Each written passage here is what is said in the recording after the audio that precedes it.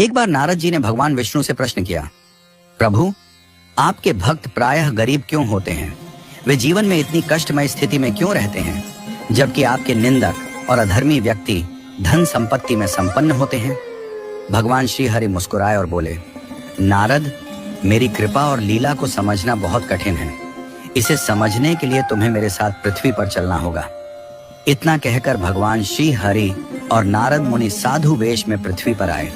वे दोनों एक नगर पहुंचे और वहां के एक धनवान सेठ के घर जाकर भिक्षा मांगने के लिए दरवाजा खटखटाया। सेठ जी गुस्से में दरवाजे की ओर आए और देखा कि दो साधु खड़े हैं। भगवान ने प्रेम से कहा, भैया, बहुत भूख लगी है, कृपया थोड़ा भोजन दे दीजिए। सेठ जी यह सुनकर क्रोधित हो गए और बोले, तुम लोगों को शर्म नहीं आती? मेहनत करके खाने में क्या कठिनाई है? जाओ, जाकर किसी होटल से खाना मांगो, यहाँ भीख मांगने मत आओ। सेठ का यह व्यवहार देखकर नारद जी को बहुत दुख हुआ। वे भगवान से बोले, प्रभु, देखिए यह व्यक्ति कितना अहंकारी और कठोर हृदय का है।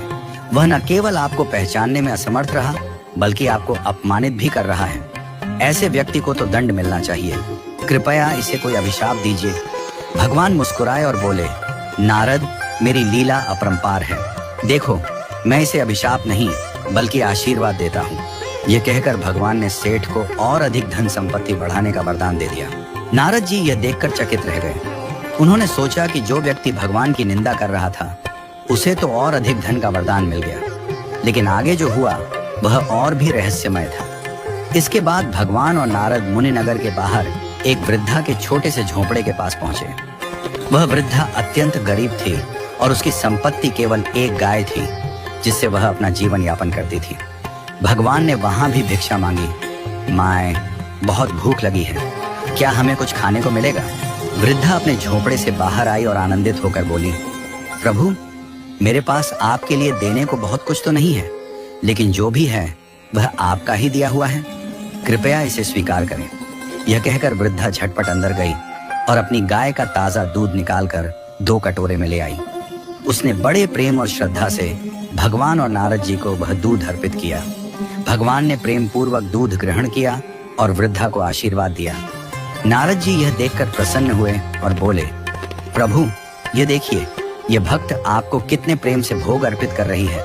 इसने अपने पास जो भी था वह सब कुछ आपको समर्पित कर दिया। कृपया इसे कोई बड़ा वरदान दीजिए जिससे इसका जीवन सुखी हो जाए। भगवान ने थोड़ी देर सोचा और वृद्धा की गाय को मरने का अभिशाप दे दिया। यह सुनकर नारद जी अत्यंत व्याकुल हो गए। उन्होंने कहा, प्रभु, यह आपने क्या किया? यह तो आपकी सच्ची भक्त है। इसकी गाय ही इसका एकमात्र सहारा थी और आपने उसे ही छीन लिया। यह अन्याय क्यों? भगवान ने नारद जी की ओर देखा और बड़े प्रेम से समझाया, नारद, तुम्हें मेरी लीला समझ में नहीं आई। यह वृद्धा मेरी परम भक्त है और शीघ्र ही इसे यह संसार त्याग कर मेरे धाम आना था, किंतु इसकी गाय के प्रति अत्यधिक मोह था। जब इसका अंतिम समय आता तो यह भगवान का स्मरण करने के बजाय अपनी गाय की चिंता में ही लीन रहती। इससे इसका अगला जन्म गौ योनि में हो जाता और इसे अनेक दुख भोगने पड़ते। इसलिए मैंने इसकी गाय को पहले ही छीन लिया, ताकि जब इसका अंतिम समय आए तो इसका मन केवल मुझ में ही लगा रहे और यह सीधा मेरे धाम को प्राप्त कर सके। वहीं दूसरी ओर वह सेठ धन संपत्ति से इतना मोहग्रस्त है कि जब उसकी मृत्यु होगी तो उसका ध्यान केवल अपनी तिजोरी और सोने चांदी पर होगा। इसके कारण वह अगले जन्म में तिजोरी की रक्षा करने के लिए सांप के रूप में जन्म लेगा। भगवान ने आगे कहा, यह प्रकृति का नियम है कि जिस चीज से जीव को अत्यधिक लगाव होता है, मृत्यु के समय उसका अंतिम विचार उसी के बारे में होता है और अगले जन्म में उसे वही जीवन मिलता है जिसमें वह सबसे अधिक आसक्त रहता है।